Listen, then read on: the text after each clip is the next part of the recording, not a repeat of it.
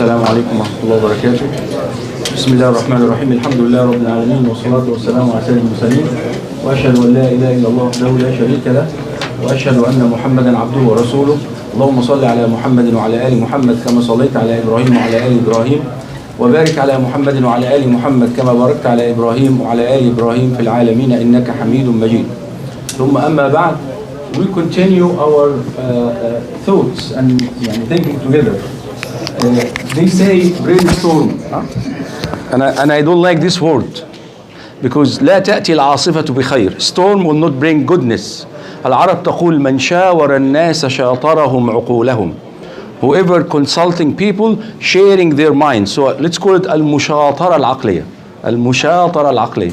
Now, not everything we have to copycat the European, we have to think and use our tradition and our culture, inshallah. So,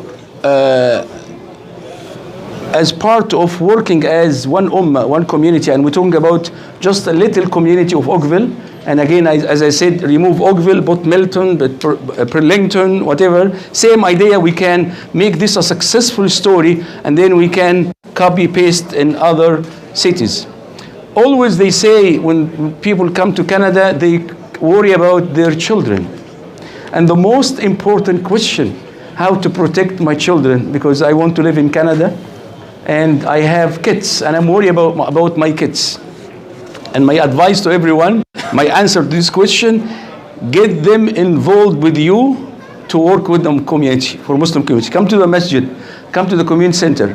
When you work in the community with your children, you're protecting your children right away. Again, I know Sayyidina Nuh has his son, but I speak about the norm. Okay, not the exception. وهم يقولون مشى الطاووس يوما في اختيالي. Can you increase the volume? How the sisters can hear. Okay, that's better now. Naim, can you say that?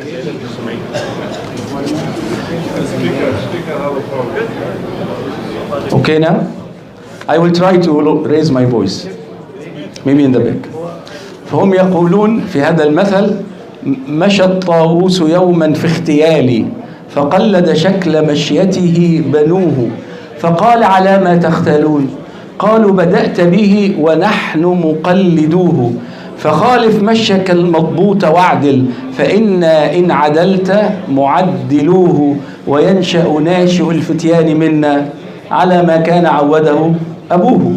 And they give beautiful analogy with the peacock.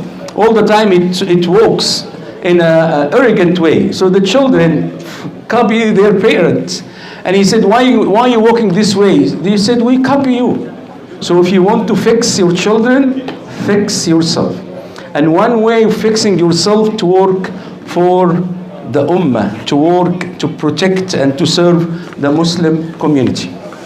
So back to Muslim community or Muslim Oakville family, how we can work together. We have, I will say, 5 steps to create the mechanism. Number 1, we need to create database. We need to know who's doing what.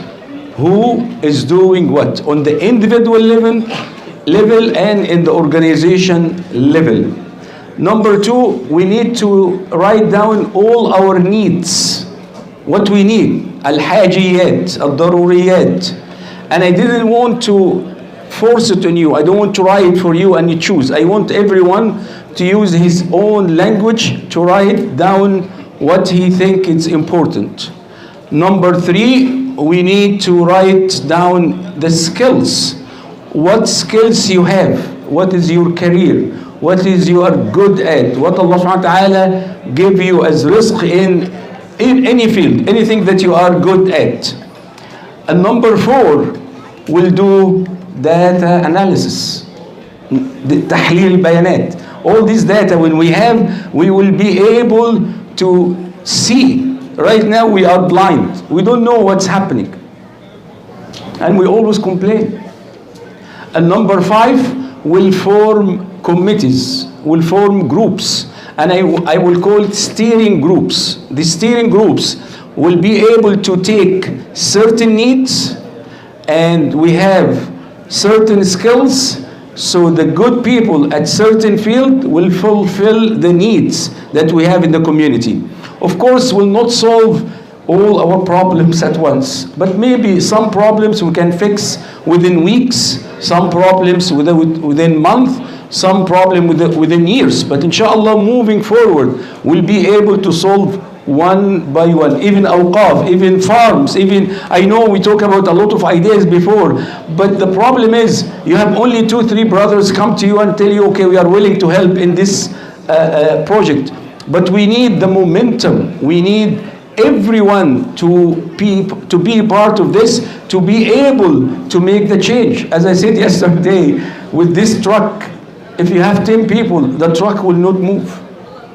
We need enough people to make the change. We need enough people to be able to move the community and be able to make a true change. And I will give you some examples, inshallah, in the rest of the month. Some ideas and some projects come from people like yourself and myself, and then we reflect on them and we try to come up with solution, what we can do. And I give some examples if things happened in the masjid or in the community. I told you about muwasa. We have when someone deceased, someone passed away, you on the different WhatsApp groups, you will get message, Fulan rahimahullah, we need to collect money because the funeral cost is very expensive in Canada, blah blah blah, and people start to collect money.